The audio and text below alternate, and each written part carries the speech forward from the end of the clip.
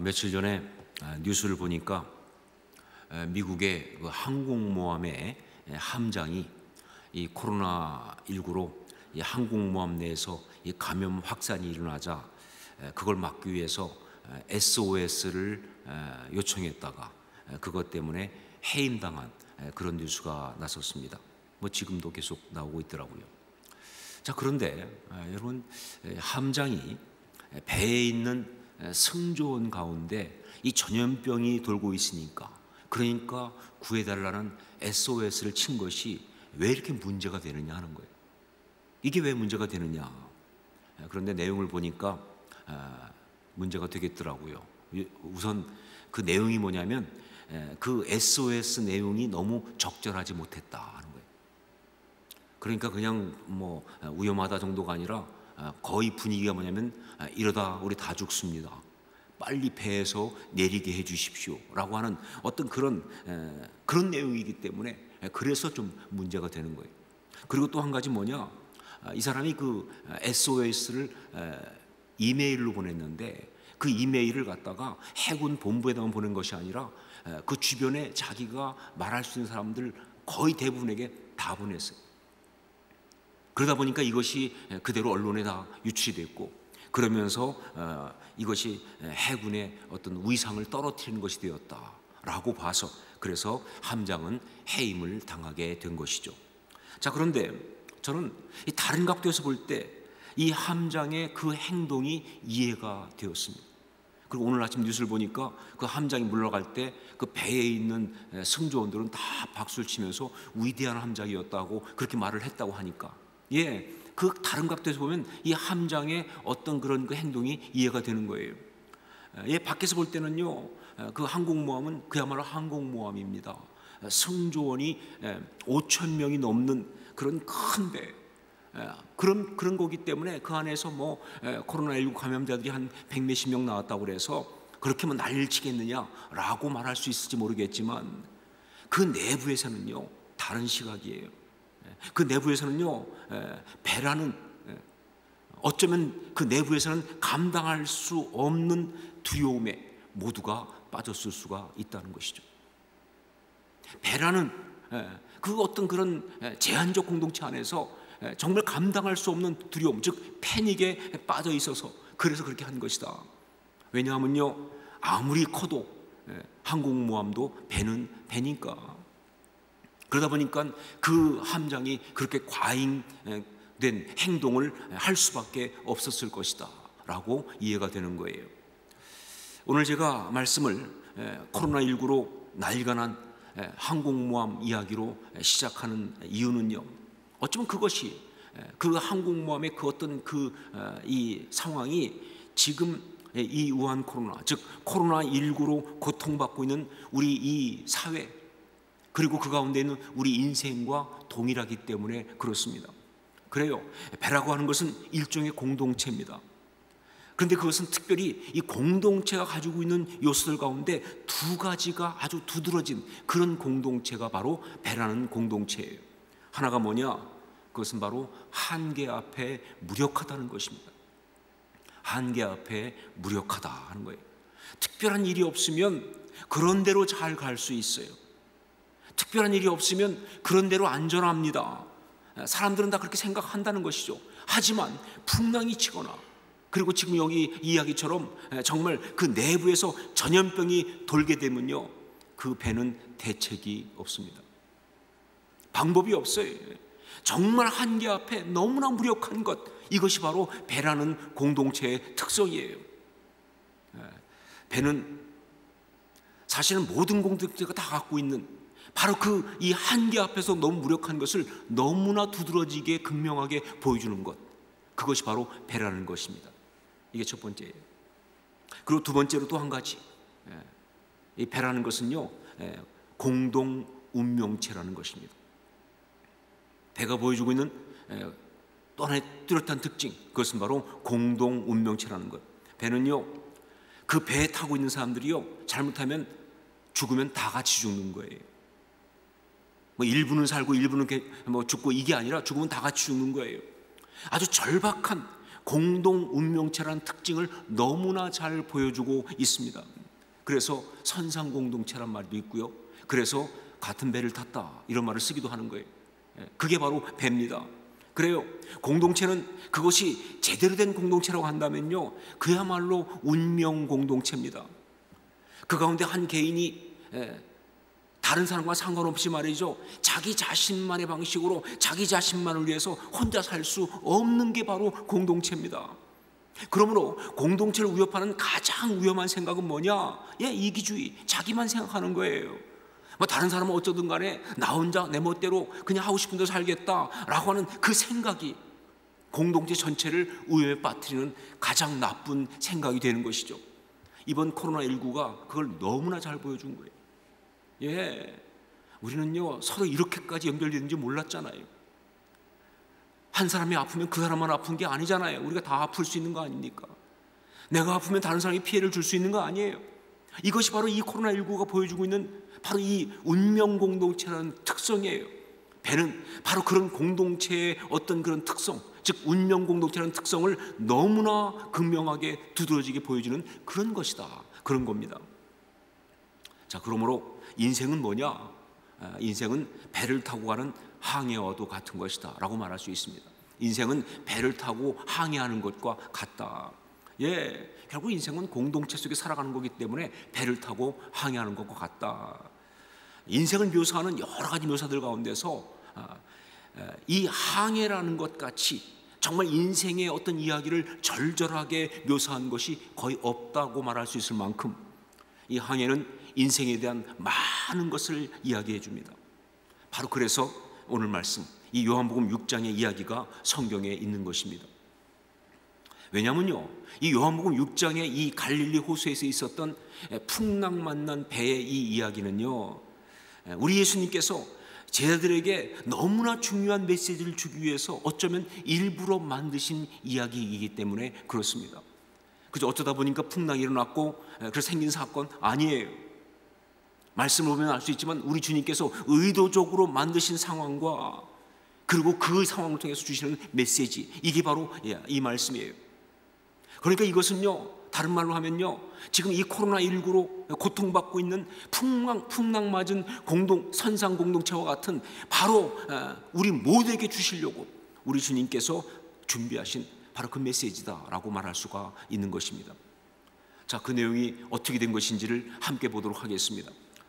그것이 어떻게 지금 우리의 이야기가 될 수 있는지, 그리고 주님께서 그 이야기를 통해서 우리에게 주시는 그 메시지가 무엇인지 그걸 보기 위해서 이 이야기를 함께 보도록 하겠습니다.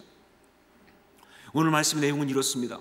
주님께서 물고기 2마리와 그리고 보리떡 5개를 가지고 남자만 5,000명, 다 합치면 한 2만 명 정도 되는 사람들의 군중을 먹이신 후에 사람들은 거의 미치기 시작했어요.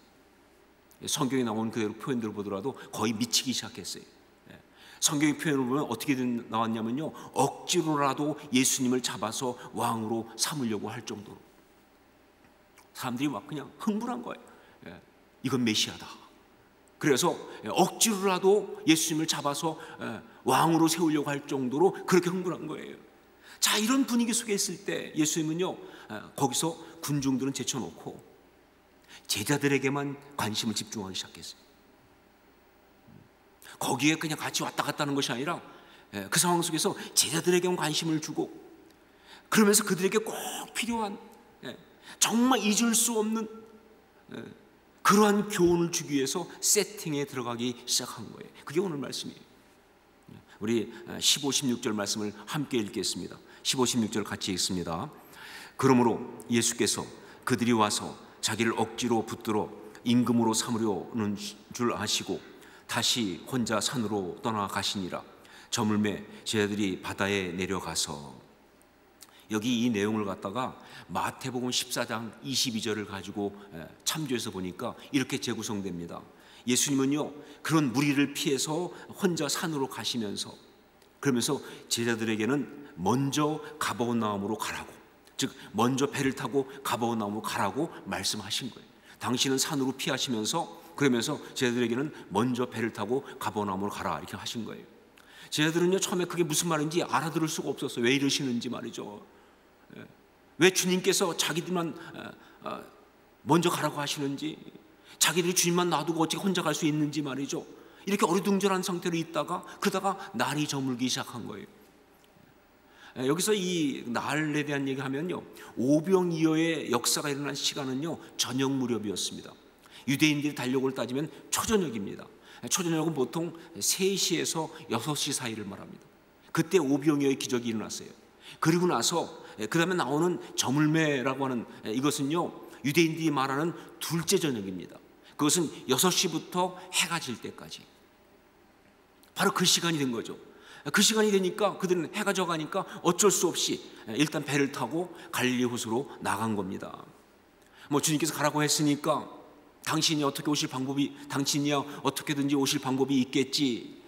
게다가 그리고 나가보니까 석양의 호수가 너무 아름다운 거예요. 갈릴리 호수의 석양은 너무 아름답습니다. 거기다가 그때가 6월절 그때이니까 말이죠, 해가 지면서 만월, 즉 보름달이 떠오르는데 말이죠, 얼마나 환상적인지 말이죠. 그러다 보니까 그만 제자들은 거기서 모든 것을 잊었습니다. 그 좋은 풍경 속에서, 정말 그 평화로움 속에서 다 괜찮은가 보다, 아무 생각이 없어진 거예요. 제가 이렇게 말하는 것은 성경의 표현들 때문에 그래요. 마가복음 6장 52절을 보면 이런 말씀이 나옵니다. 이는 그들이 그 떡 떼시던 일을 깨닫지 못하고 도리어 그 마음이 둔하여졌음이로라, 이렇게 되어 있어요. 마음이 둔해졌다는 게 무슨 뜻이냐? 영적인 어떤 의미, 영적인 긴박함, 상황, 아무 생각이 없어졌다는 뜻이에요. 그냥 그 분위기, 그냥 그 상황에 그냥 이렇게 빠져버린 거예요. 바로 이런 상태로 그들은 배를 타고 가고 있었는데, 그렇게 한참을 가고 있는데 갑자기 큰 바람이 불고 파도가 치기 시작하면서 문제가 생긴 거예요. 사실 날씨가 좋다가 갑자기 바람이 불고 파도가 치는 것은요 갈릴리 호수에서는 굉장히 흔한 일입니다. 그러다 보니까 제자들한테는 굉장히 익숙한 일일 수 있어요. 그러나 여러분, 그렇다고 해서 두렵지 않은 것은 아닙니다. 제가 인생을 살아보면서 또 많은 걸 통해서 보니까 이 생명을 위협하는 그 위협은요 익숙해질 수가 없어요. 아무리 여러 번 당해도요 익숙해질 수가 없어요. 그 두려움은 그렇게 쉬워지지 않습니다. 그러니까 정말 그들은요 그 상황 속에서 아주 힘든 시간을 보내고 있었어요. 성경의 표현들을 보니까 힘겹게 노를 저으면서 여기서 살아나려고 애를 쓰고 있는 거예요. 이미 시간은 한밤중입니다. 그런데 그 풍랑은 치고, 그러면서 노를 저어야 되니까 말이죠, 이 배가 어디로 가는지 알 수가 없어요. 이러다간 정말 방향을 다 잃어버릴 수밖에 없고, 잘못하면 배가 다 뒤집어지거나 말이죠, 혹은 암초에 부딪혀 죽을 수 있는 상황이에요. 정말 많은 그런 그 이야기에 나오는 것처럼 이 악천후와 어두움, 이건 정말 사람을 가장 두렵게 하는 거 아닙니까? 어두움과 악천후, 원천적 공포를 주기에 충분하다. 그런 상황에 그들이 빠져서 아주 힘든 시간을 보내고 있는 거예요. 지금 이 코로나19 때문에 우리가 느끼는 공포와 똑같이 말이죠. 자, 어쩌다가 이런 상황이 오게 되었는가? 어디에서부터 무엇이 잘못되어서 이런 어려운 상황에 빠지게 되었는가? 성경을 보니까 답이 이겁니다. 모르겠다 하는 거예요. 몰라요. 어떻게 하다 이런 일이 일어났지? 어떻게 하다 이렇게 힘든 일이 되었지? 뭐가 잘못된 것이지? 우린 그 생각하지만, 그런 오늘 말씀 보니까 몰라요. 왜 그랬는지 알 수가 없어요. 자, 그런데 성경은 다른 것을 정확히 이야기해 주고 있습니다. 어떻게 다 이런 일이 왔는지 그거에 대해서는 말해주고 있지 않지만, 그러나 이 어려움의 본질이 무엇인지는 정확히 말해주고 있어요. 즉 마귀가 우리에게 이런 어려움을 주면서 우리를 무너뜨리려고 한다고 한다면 그 공격의 궁극적으로 노리고 있는 그것이 무엇인지는 정확히 말해주고 있어요. 이게 성경이 말해주고 있는 것입니다. 여러분, 갑자기 일어난 큰 바람과 파도가 이 어려움의 핵심이 아니에요. 우리는 그렇게 생각하죠. 왜 그때 바람이 갑자기 불어가지고, 그래서 파도가 너무 거칠어져가지고 우리가 어렵습니다 라고 말하는데, 이게 이 어려움의 핵심이 아니에요. 세상 사람들은 그냥 예수 안 믿는 사람이라면 그렇게 말할 수 있어요. 하지만 만약 그렇게 말한다고 하면요, 사실은요 어려움에 대한 대책이 없는 거예요. 그러면 어떡할 거예요? 다음에 어떻게 막을 수 있어요? 그걸 바람이야 지멋대로 부는 거 아닙니까? 풍랑이야 그대로 언제 일어나는 거 아니에요? 그렇다고 배를 안 탈 수도 없고요. 갈릴리 호수에 살면서 대책이 없는 거예요. 여러분, 지금의 이 어려움이 이 코로나19 그 바이러스 때문이다, 그렇게 생각한다면 역시 마찬가지. 우리 대책이 없어요. 솔직히 말씀드리면요, 이 코로나19 이 바이러스, 뭐 백신이 나오고 치료제가 나오고 그러면 극복하고 벗어날 수 있을 거예요. 하지만 많은 사람이 말하고 있잖아요. 전문가들이 말하고 있잖아요. 이거 지나가고 나면 또 다른 종류의 바이러스가 올 것이라고, 또 다른 종류의 경제적 위험은 올 것이라고, 뭐 그 주기가 뭐 점점 짧아진다는 둥, 뭐 6년 7년이었는데 이제 더 짧아진다는 둥, 그런 말까지 하면서 말이죠. 이 바이러스가 지금 이 어려움의 핵심이 아니에요. 그렇다면 뭐냐? 이 어려움의 핵심은 무엇이냐? 그걸 성경이 말해주고 있는 것이죠. 17절 말씀을 함께 읽겠습니다. 17절 함께 읽습니다. 배를 타고 바다를 건너 가버나움으로 가는데 이미 어두웠고 예수는 아직 그들에게 오시지 아니하셨더니. 말씀이 은밀하지만 강력하게 이야기하고 있는 것은 바로 뭐냐? 예수는 아직 그들에게 오시지 아니하셨더니, 이겁니다. 그들에게, 이 선성 공동체에게 정말 이 어려움이 오는 가장 중요한 요인, 핵심은 뭐냐? 그건 예수님이 거기에 함께 계시지 않다는 것이죠. 예수님이 그 배에 계시지 않는다는 거예요. 이것이 바로 그들이 당하고 있는 이 어려움의 핵심이라는 거예요. 모든 인생의 어려움이 사실은 그런 것인 것처럼, 모든 인생의 어려움이 사실은 그런 것인 것처럼 이거예요. 여러분 뭐 다 경험이 있으시겠지만, 그리고 아마 어떤 분들은 지금 경험하고 있을 거예요. 그래, 우리 삶 가운데 원하지 않는 어려움을 겪게 되면요, 정말 힘든 시간을 갖게 되면요, 그때 사실은 가장 먼저, 가장 강력하게 들어온 시험이 뭔지 아세요? 그건 하나님이 나를 버리셨다라는 생각입니다. 하나님이 나하고 함께 하시지 않는다, 하나님이 나를 잊으셨다, 하나님이 나를 떠나셨다, 즉 주님이 나와 함께 계시지 않는다 라는 그 의심, 아니 의심이 아니라 그런 어떤 그런 생각들, 이것이 바로, 이게 가장 어려운 거예요. 이것이 고난의 핵심이에요. 이것이 그 고난을 통해서 그를 무너뜨리려고 하는 마귀의 궁극적 어떤 노리는 포인트라고요. 그날 갈릴리 호수에서 제자들도 그랬습니다. 큰 바람과 파도가 문제가 아니고 정말 힘겹게 노를 저으면서 헤치고 나가려고 하는데 과연 할 수 있을까 하는 그 두려움이 핵심이 아니고, 사실 진짜 문제는 뭐냐? 그 배에 예수님이 없다는 거예요. 그 배에 예수님이 계시지 않는다는 것, 예수님 없이 그 인생을 살아간다는 것, 이게 문제가 되는 거예요. 여러분 지금도 마찬가지입니다.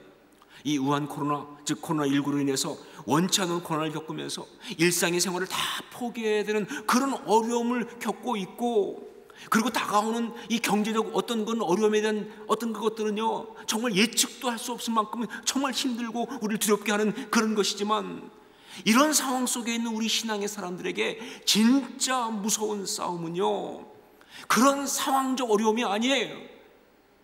바로 하나님이 우리와 함께 하시지 않는 것 같은 그 문제예요.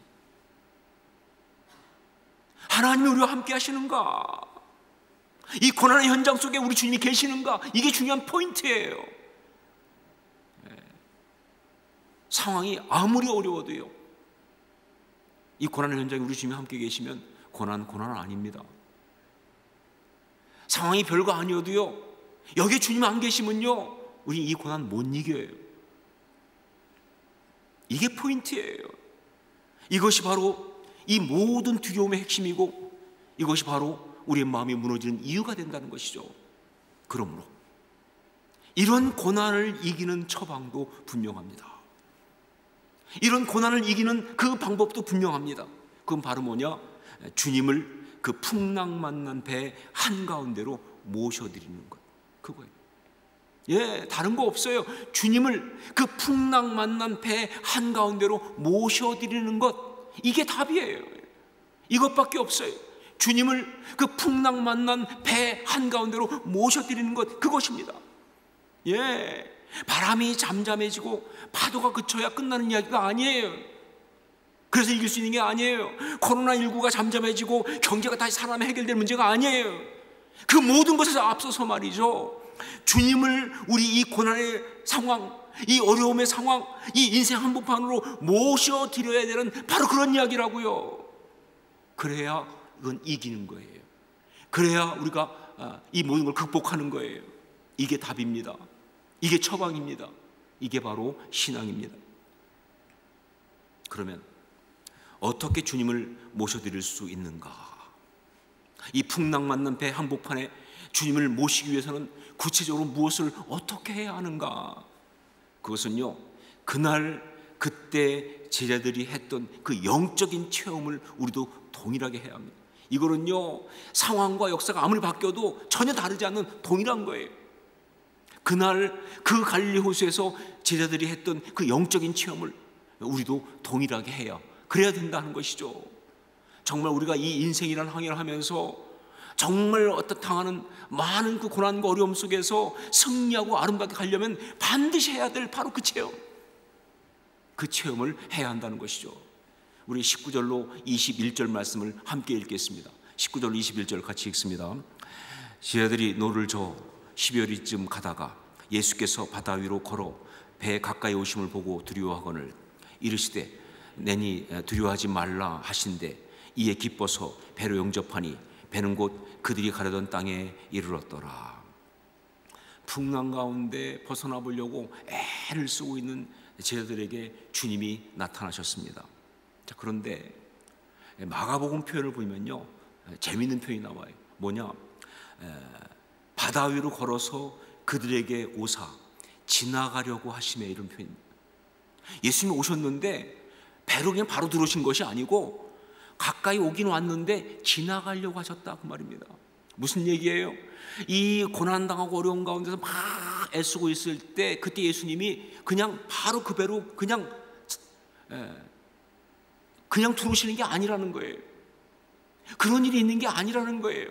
여러분, 신앙 그런 거 아니거든요. 예, 가까이는 오셨어요. 하지만 어떤 영적인 일이 있어야 그 예수님이 들어오세요. 어떤 영적인 일이 있어야 예수님이 그 배로 들어오시는 거예요. 아니면 지나가시는 거예요. 그 배에는 예수님이 꼭 필요한데 예수님이 그냥 자동으로 들어오시는 게 아니에요. 어떤 영적인 것이 있어야 그래야 예수님이 오시는 거예요. 자, 그 어둠 가운데, 풍랑치는 가운데, 그 바다 한복판에 그때 예수님께서 갑자기 나타나셨어요. 정말 꼭 필요하신 예수님.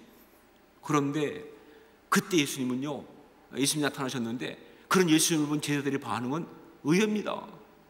반가워한 게 아니라 놀랬다, 그 말이에요. 마가복음의 표현대로 한다면 유령인가 하여 소리 질렀다, 그 말이에요. 왜 그렇습니까? 예, 상식과 편견 때문에 그런 거예요. 인간이 갖고 있는 자기의 어떤 중심 때문에 그런 거예요. 아니, 어떻게 바다 한가운데 배도 안 타고 올 수가 있느냐 라는 그 생각 때문에 조금 전에 오병이어의 기적을 다 봤음에도 불구하고 예수님은 그냥 어떤 그런 인간의 한계 속에 계신 분이 아니라는 것을 알면서도 말이죠, 여전히 그들을 잡고 있는 것은 인간적 편견이었습니다. 절대로 물 가운데로 사람이 올 수는 없다. 자, 그런데 큰 바람이 불고 엄청난 파도가 치면서 배가 뒤집어지도 모르는 그런 그 긴박하고 그 어려운 상황 속에서, 여러분, 상황이 어려우면요 정신이 없어요. 뭐 제정신이 아니죠, 그렇죠? 그 바람은 불고 파도는 치고 죽을지도 모르는 상황이니까 정신이 없고 여유가 없는 그 상황, 마음이 여유가 없어요. 그런데 그런 모든 그런 상황 속에서 그 정신없고 힘든 그 마음을 뚫고, 그리고 인간으로 갖고 있는 그 어떤 상식과 편견의 한계를 뚫고 너무나 감사하게도 그때 그들에게 들려온 음성이 있었습니다. 이게 중요한 거예요. 이게 반전이에요. 그렇게 정신이 없고 그렇게 여유가 없는 그 마음을 뚫고 그런 인간적인 상식과 어떤 그런 편견의 어떤 한계를 뚫고 그들에게 들려온 음성이 있었다는 거예요. 그리고 그들은 그 음성을 들었다는 것입니다. 이게 너무너무 중요한 거예요. 그 음성이 바로 뭐냐? 그것이 바로 내니 두려워하지 말라. 내니 두려워하지 말라. 여러분, 이 상황에서 이 음성을 듣는 것, 이게 핵심 포인트예요. 이것이 바로 고난을 이기는 영적인 처방이고요, 이것이 바로 우리 주님께서 저희들에게 들려주고 그리고 그 심장에 심어주고 싶었던 바로 그 메시지입니다. 그리고 이것이 바로 성경이 지금 동일하게 풍랑만난 공동체 같은 상황 속에 있는 우리에게, 힘겹게 지금 이걸 헤치고 나가려고 애쓰고 있는 우리에게 오늘 이 시간에 들려주고 계신, 말씀해주고 있는 바로 그 메시지예요. 그래요, 답은 이것 하나입니다. 내니 두려워하지 말라. 그 음성을 듣는 것. 내니 두려워하지 말라. 그 음성을 듣는 것. 코로나19로 인해 가지고 말이죠, 정말 힘들고 어려운 상황 속에 있는 모든 사람들, 신앙인들은 바로 이 음성, 내니 두려워하지 말라, 이 음성을 들어야 합니다. 여러분, 경제적인 상황이 무너지고 있고 앞을 알 수 없는 그런 상황 속에서 정말 힘들어하는 모든 성도들, 내니 두려워하지 말라, 이 음성 들으셔야 되는 거예요. 여러분, 자신의 건강이 흔들리고 또 자녀의 건강이 어려워지고 심지어 정말 그 자녀를 잃을지도 모른다는 두려움이 고문하듯이 밀고 들고 있는 그 상황 속에 있는 모든 사람들도 말이죠, 내니 두려워하지 말라, 이 음성 들어야 되는 거예요. 정말 사람과의 관계가 다 깨어지고 삶의 기반이 다 무너지는 그런 상황 속에서도, 너무나 외롭고 혼자 될 것 같은 어떤 그런 두려움 속에 있는 그 상황 속에서도 말이죠, 우리는 내니 두려워하지 말라, 이 음성을 들어야, 그래야 신앙인인 거예요. 앞날이 불확실하고 눈앞에 있는 장애물들을 내가 도저히 넘을 수 없어서 정말 절망감이 엄습하는 그런 상황 속에서도 우리가 신앙인이라고 한다면 내니 두려워하지 말라, 이 음성을 들어야 하는 거예요. 이 나라, 이 민족, 정말 어떻게 갈지 모르는 전망이 어두워요. 그래서 정말 낙심되고 마음이 무너지는 상황 속에 있지만, 그러나 내가 기도하는 사람이라고 한다면 이런 상황 속에서 우리는 내니 두려워하지 말라, 이 음성을 들어야 되는 거예요. 이것이 바로 신앙인이죠. 이게 믿음의 이야기예요. 그 음성을 듣고 그리고 그렇게 기쁨으로 우리 주님을 모셔드리면 그 풍랑이 어떤 것이라 할지라도 우리는 그 모든 것을 이기고 아름답게 설 줄로 믿습니다. 이게 말씀이죠. 자, 그런데 여기서 마음에 이런 질문이 올라올 수 있습니다. 내니 두려워하지 말라, 그 음성 하나 듣는 것이 그렇게 모든 고난을 다 이길 수 있는 답이 되는 것이 맞습니까? 하는 것이죠. 좀 너무 과장된 건 아닐까요? 여러분, 아니에요. 어떤 고난에 있다 할지라도요, 그 고난을 뚫고 들어오는 이 음성, 우리 주님의 음성을 듣기만 하면 됩니다. 여러분, 신앙은 왜 위대하냐면요, 너무나 분명한 팩트를 갖다가 정말 이 고백 하나로 이길 수 있어서 신앙 아닙니까? 너무나 분명한 팩트, 너무나 분명한 사실도요, 바로 정말 주님 앞에서 드린 이 고백 하나, 이 영적 체험 하나로 다 이길 수 있는 게, 그게 신앙이니까 위대한 거 아니에요. 예, 맞아요. 예. 정말 연약해 보이지만 이 주의 음성 듣는 것, 이 하나, 이것만 있으면 되는 거예요. 제대로 듣기만 하면요, 이거로 충분합니다. 제가 따로 길게 설명하지 않고 그걸 제게 보여주었던 한 신앙의 사람 이야기를 소개하려고 합니다. 제가 미국에서 목회할 때 그때 개척하고 좀 초기였습니다. ANC를 개척하고. 그런데 그때 성도님 중에 한 분이 오신 분이 있었는데 그분이 그 조이도 화백이라는 분이었어요. 화백이란 말을 보면서 알 수 있지만 그분은 화가였습니다. 그런데 이분은 진짜 파란만장한 삶을 산 분이었어요. 여기 경주 근처 어디 이쪽 분인데 어릴 때부터 너무 아주 힘든 환경이었어요. 그 아버지는 그 이렇게 순회 이발사였다고 그래요. 그런데 어린 나이에 초등학교 시절에 그 아버지의 그 면도칼, 가장 그 아버지 갖고 있는 게 제일 비싼 게 그거였다고 그래요. 그걸 훔쳐가지고 가출했던 사람이니까 하여간 화려한 분이에요. 얘기 들으면. 그러면서 뭐 사춘기 때는 막 그냥 폭력과 싸움과 막 이런 데 어울려가지고 그러다가 막 그냥 그 고등학교 때 무슨 조폭 같은 데 있다가 도망쳐가지고 무슨 산 절에 들어가서 숨어 있고 말이죠. 근데 그분이 이 천부적인 그 재능이 있어요. 미술에. 그래가지고 그 절에 들어가서 거기서 이 숯 이거 가지고 대생을 공부하면서 미술을 한 사람이에요. 그래가지고 고등학교 때 전국 이 미전, 그러니까 입선을 했어요. 전국 그 미전에 입선할 정도로 굉장히 아주 탁월한 분이에요.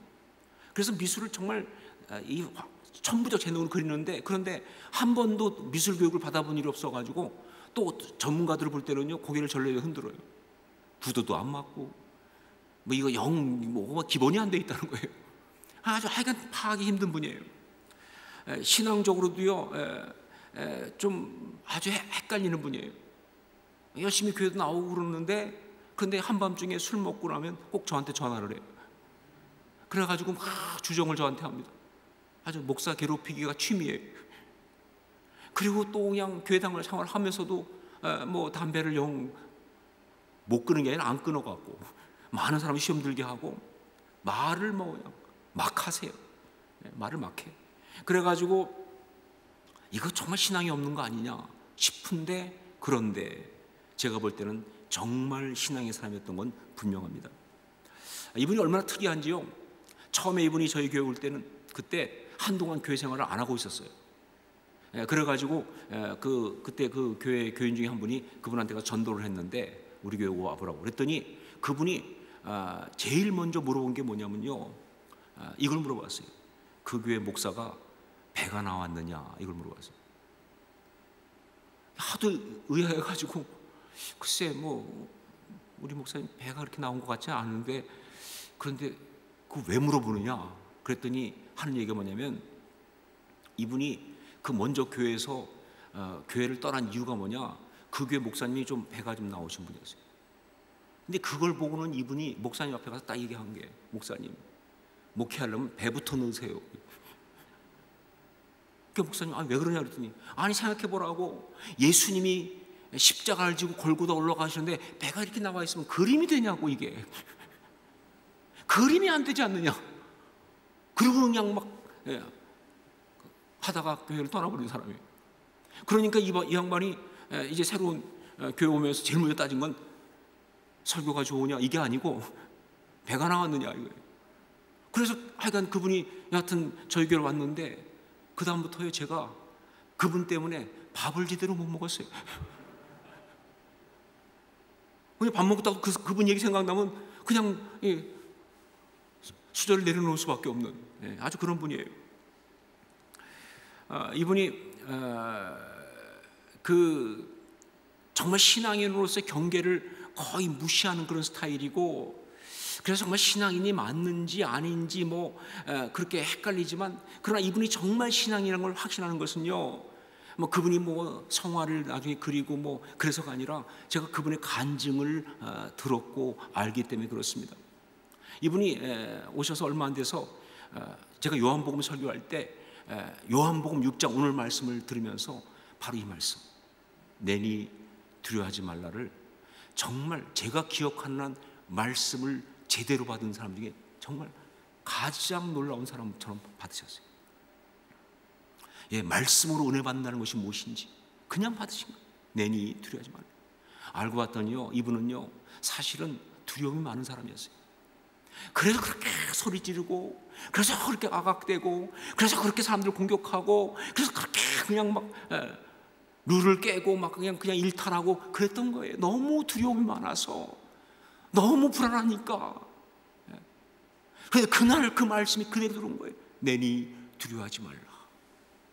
얼마나 은혜를 받았는지요. 이분이 가서 바로 그냥 현판을 썼어요. 그걸 내니 두려워요. 그래서 집에다 붙여놓고, 그리고 그때부터 이분이 정말 삶 가운데서 그 모든 것을 갖다가 다 이 주님 앞에 내놓고 성화를 그리기 시작한 거예요. 물론 그전에는 성화를 그렸지만 성화를 그리기 시작했어요. 성경을 얼마나 진짜 사진보다 더 꼼꼼하게 그렸는지 말이죠. 성경 그 글자 하나까지 다 그리다가 손에 마비가 오면 전화해요. 와서 기도해달라고. 그래서 제가 또 가서 안수기도 하고 또 그리시고, 성화를 그리고 겟세마네 기도, 정말 온전히 그 삶을 그 주님 앞에서 그 주를 위해 살아가는 어떤, 뭐 여전히 뭐 술도 먹고 여전히 그렇게 하시지만 그런 삶을 사는 거예요. 그분은 60대 중반에 대장암으로 돌아가셨습니다. 그런데 그분은 암투병하면서도 무너지지 않았어요. 정말 힘든 가운데 있지만 바로 그 말씀 붙들고, 그러면서 마지막까지 주신 사명대로 성화를 그리면서, 그러면서 그렇게 주님 앞에 갔습니다. 저는 그분의 마지막 말씀을 지금도 기억합니다. 제가 마지막에 임종 예배처럼 가서 왔을 때 정말 기력이 없었어요. 그런데 저를 보고 목사님 이렇습니다. 문제 없습니다. 내니 두려워하지 말라 그러셨으니까 눈물이 핑 돌더라고요. 그러면서 정말 힘없지만 희미하게 웃으시는데 저는 그걸 잊을 수가 없어요. 내니 두려워하지 말라. 그 말씀 붙들고 가신 거죠. 풍랑 만난 배와 같은 그런 상황 속에서 살아가고 있는 여러분, 상황도 복잡하고 마음도 경황이 없고 갖가지 음성이 밖에서 안에서 막 들려오고 있는 이런 상황 속에서도, 정말 이런 상황이지만 그 가운데서 이 모든 것을 뚫고 지금도 들려오는 우리 주의 음성을 들으실 수 있기를 주의 이름으로 축원합니다. 내니 두려워하지 말라. 내니 두려워하지 말라. 가장 어려울 때 그거 들으세요. 가장 마음이 무너질 때 그거 들으세요. 가장 마음이 격동될 때 그거 들으세요. 너무나 불안하고 외로울 때 그거 들으세요. 내니 두려워하지 말라. 그렇게 그 음성을 듣고 아름답게 승리하며 살아가는 여러분 될 수 있기를 주의 이름으로 축원합니다. 기도하겠습니다.